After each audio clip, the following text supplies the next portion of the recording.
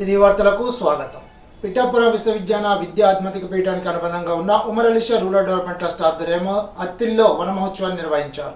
నా మొక్క నా శ్వాస కార్యక్రమం కింద ప్రతి ఒక్కరు మొక్కలు నాటి వాటిని సంరక్షించాలని పీఠాధిపతి డాక్టర్ ఉమర్ అలీ షా ఆదేశాల మేరకు కార్యక్రమాన్ని నిర్వహించినట్లు పీఠం ప్రతినిధి నందం తాతయ్య తెలిపారు. పర్యావరణ పరిరక్షణ కోసం ప్రతి ఒక్కరు మొక్కలను సంరక్షించాలని కోరారు. పీఠం సభ్యులకు మొక్కలను పంచిపెట్టారు.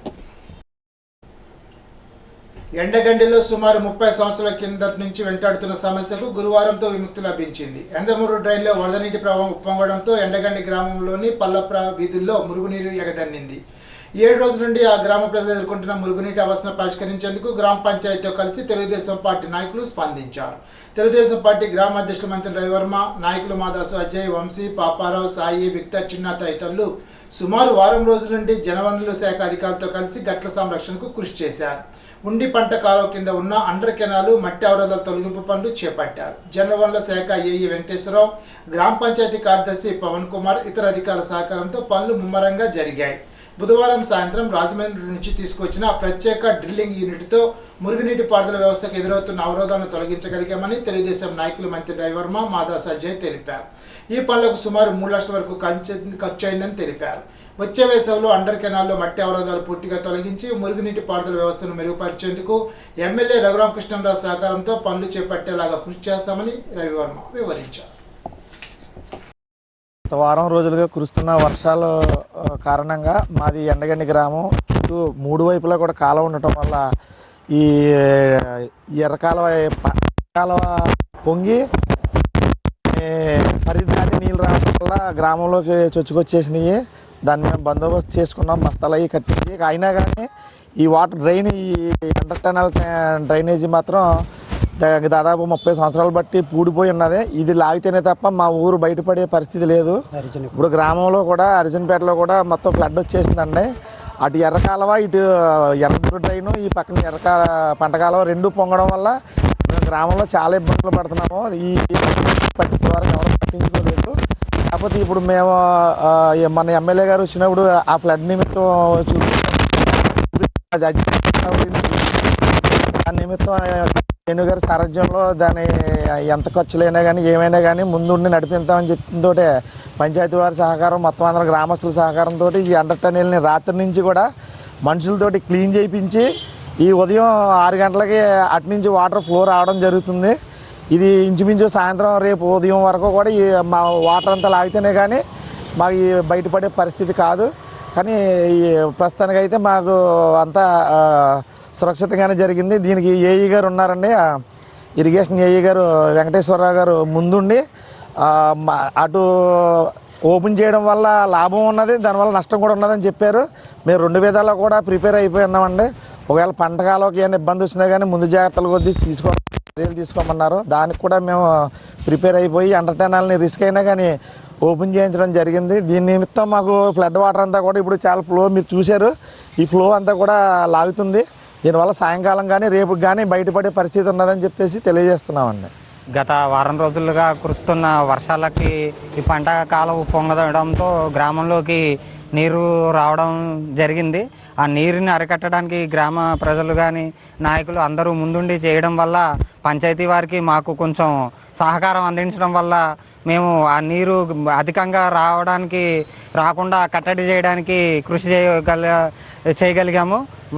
గ్రామ ప్రజలు, టీడీపీ నాయకులు సహకరించినందుకు వారికి ఈ ముఖంగా ధన్యవాదాలు తెలియజేస్తూ, అదేవిధంగా గ్రామంలోకి వచ్చిన నీరు బయటకెళ్ళే మార్గం లేదు. బయటకు వెళ్ళాలి అంటే దానికి అండర్ టనల్ ఒకటే మార్గం.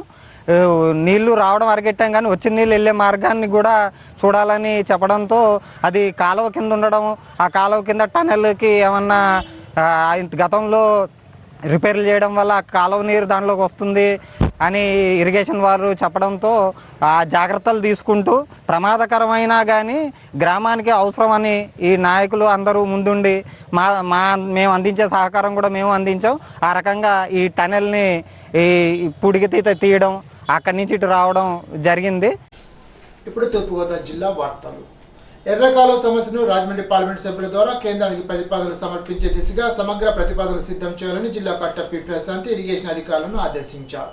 గురువారం కలెక్టర్ విడిది కార్యాలయ సమావేశ మందిరంలో ఎర్రకాలువ ఇరిగేషన్ అధికారులతో సమావేశాన్ని నిర్వహించారు. ఈ సందర్భంగా కలెక్టర్ పి ప్రశాంతి మాట్లాడుతూ ప్రతి ఏడాది పైన కురుస్తున్న భారీ వర్షాల కారణంగా ఎర్రకాలువకు వరదలు సంభవించిన సందర్భంలో జిల్లాలో ఉన్న నల్లజిల్లా, నిడదవోలు, పెరవలి, ఉండాజురం తదితర మండలాల్లో పంటలకు తీవ్ర నష్టం ఏర్పడడంతో పాటు రహదారులు కోతలకు గురికావడం జరుగుతోందని అన్నారు.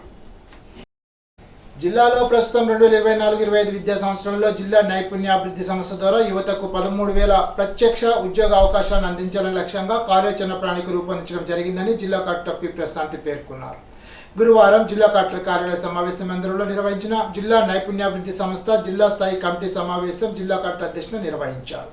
ఈ సందర్భంగా జిల్లా కలెక్టర్ పి ప్రశాంతి మాట్లాడుతూ 2024-25 విద్యా సంవత్సరంలో తూర్పుగోదావరి జిల్లాలో 8 మెగా జాబ్ మేళాలు, 8 మినీ జాబ్ మేళాలు నిర్వహించేందుకు కార్యాచరణ ప్రణాళిక రూపొందించడం జరిగిందని అన్నారు. ఈ జాబ్ మేళాల ద్వారా జిల్లాలో 13,000 మంది నిరుద్యోగ యువతకు ఉద్యోగ ఉపాధి అవకాశాలు అందించేందుకు లక్ష్యంగా నిర్ణయించామని తెలిపారు. జిల్లాలో జల్ జీవన్ మిషన్ పథకం ద్వారా చేపట్టి పెండింగ్లో ఉన్న పనుల పురోగతిని వేగవంతం చేయాలని జిల్లా కలెక్టర్ పి ప్రశాంత్ ఆదేశించారు. గురువారం జిల్లా కలెక్టర్ కార్యాలయ సమావేశ మందిరంలో జల జీవన్ మిషన్ ఎన్ఆర్జీఎస్ పనుల పురోగతిపై ఆర్డబ్ల్యూఎస్ అధికారులతో కలెక్టర్ సమీక్షించారు. ఈ సందర్భంగా జిల్లా కలెక్టర్ పి ప్రశాంతి సమీక్షిస్తూ జిల్లాలో జల జీవన్ మిషన్ పథకం ద్వారా ప్రతిపాదించిన 489 కోట్లతో చేపట్టిన 670 పనుల్లో ఇప్పటివరకు 355 పనులు పూర్తయ్యాయని, మరో 84 పనులు పురోగతిలో ఉన్నాయని అన్నారు. ఆ దశలో మిగిలిన పనుల పురోగతిని వేగవంతం చేయాలని అన్నారు. గ్రామీణ ఉపాధి హామీ పథకం జిల్లాలో డ్రైన్స్ నిర్మాణం కొరకు 19.29 కోట్లతో చేపట్టిన 243 పనుల్లో 25 పనులు పూర్తిగా, 64 పనులు పురోగతిలో ఉన్నాయని, మిగిలిన పనుల లక్ష్య సాధనకు పూర్తి చేసేలాగా కార్యాచరణ అందచేయాలని సూచించారు. జిల్లాలో గ్రామీణ ఉపాధి హామీ పథకం ద్వారా గత ఏప్రిల్ నెల మాసం నుండి ఇప్పటి వరకు ఉపాధి కూలీలకు 30 లక్షల పందినాలు కల్పించి 66.7 కోట్ల మేర వేతనంగా చెల్లించడం జరిగిందని కలెక్టర్ పి ప్రశాంతి పేర్కొన్నారు. గురువారం జిల్లా కలెక్టర్ క్యాంప్ కార్యాలయ సమావేశ మందిరంలో గ్రామీణ ఉపాధి హామీ పథకం ద్వారా చేపట్టిన ప్రగతి లక్ష్యాలపై కలెక్టర్ సమీక్షించారు. ఈ సందర్భంగా కలెక్టర్ ప్రశాంతి మాట్లాడుతూ జిల్లాలో గ్రామీణ ఉపాధి హామీ పథకం ద్వారా మరింతగా ఉపాధి పనిదినాలు కల్పించేలాగా చర్యలు తీసుకోవాలని అన్నారు. ఇప్పుడు ఏలూరు జిల్లా వార్తలు. ఏలూరు మెడికల్ కళాశాలలో పనిచేస్తున్న పారిశుద్ధ్య సిబ్బందికి 11 నెలల జీతాలు రావాల్సి ఉందని అధికారులు వెంటనే ఏర్పాట్లు చేయాలని కోరారు. వెంటనే చెల్లింపు జరపాలని ఆందోళన కార్యక్రమాన్ని నిర్వహించారు. మా ఏలూరు ఎమ్మెల్యే గారు, దెందులూరు ఎమ్మెల్యే గారు, గౌరవ ముఖ్యమంత్రి శ్రీ నారా చంద్రబాబు నాయుడు గారు, డిప్యూటీ సీఎం పవన్ కళ్యాణ్ గారు దీని మీద స్పందించి శానిటేషన్ సెక్యూరిటీ సిబ్బందికి 11 నెలల నుంచి జీతాలు లేవు. కనీసం ఈ ఏలూరు మెడికల్ కాలేజీ నుండి బిల్స్ విజయవాడ డిఎంఈకి పంపట్లా. ఏంటి అని అడుగుతుంటే మా పని అయిపోయిందని ఏడీ గారు అంటారు, ఇంకో టేబుల్ అని యూడీసీ గారు అంటే ఇంకో టేబుల్ అని ఆఫీస్ ప్రిన్సిపాల్ గారు వెళ్తుంటే మమ్మల్ని దగ్గర రానివద్దు అంటున్నారు. వర్కర్స్ నెల రావద్దు అంటున్నారు, సెక్యూరిటీ నెల రావద్దు. ప్రిన్సిపాల్ గారి దగ్గర నేనే వెళ్తే కనీసం స్పందించాల. అక్కడికి వెళ్ళి కలవండి ఏడీ గారిని అంటే ఏడీ గారి దగ్గరికి వెళ్తే యూడీసీ గారు అంటారు. మా యందు యూనియన్ తరపున మేము చెప్తుంది ఏంటంటే శానిటేషన్ సెక్యూరిటీ వర్కర్స్ ప్రభుత్వం స్పందించి వీళ్ళకి న్యాయం చేయవలసిందిగా కోరి ప్రార్థిస్తున్నాం.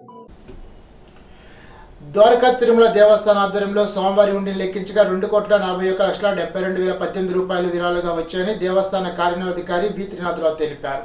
28 రోజులకు గాను 401 గ్రాముల బంగారం, 6 కేజీల 222 గ్రాముల వెండి వచ్చిందని అన్నారు. 500 పాత నోట్లు 12, 1000 రూపాయల నోటు 1, 2000 రూపాయల నోట్లు 82, 859 అమెరికన్ డాలర్లు, 525 UAE dirhams, 301 Oman currency, 42 Bhutan currency, 9 Singapore డాలర్లు, 103 ఖతారీ కరెన్సీ, 20 యూరోలు, 1000 Kenya currency, 40 Saudi currency, 5 Malaysia, 10,000 Indonesia, 2 Brazil, 500 Iraq, 1 Egypt, 20 తెలియని కరెన్సీలు వచ్చాయని తెలిపారు. ఈనాటి బంగారు మాట. ప్రయత్నం చేసి ఓడిపో, కానీ ప్రయత్నం చేయడంలో మాత్రం ఓడిపోవద్దు. రవీంద్రనాథ్ ఠాగూర్. ఈ వార్తలు ఇంతటితో సమాప్తం. తిరిగి బిజినెస్లో కలుసుకుందాం. అంతవరకు సెలవు. నమస్కారం.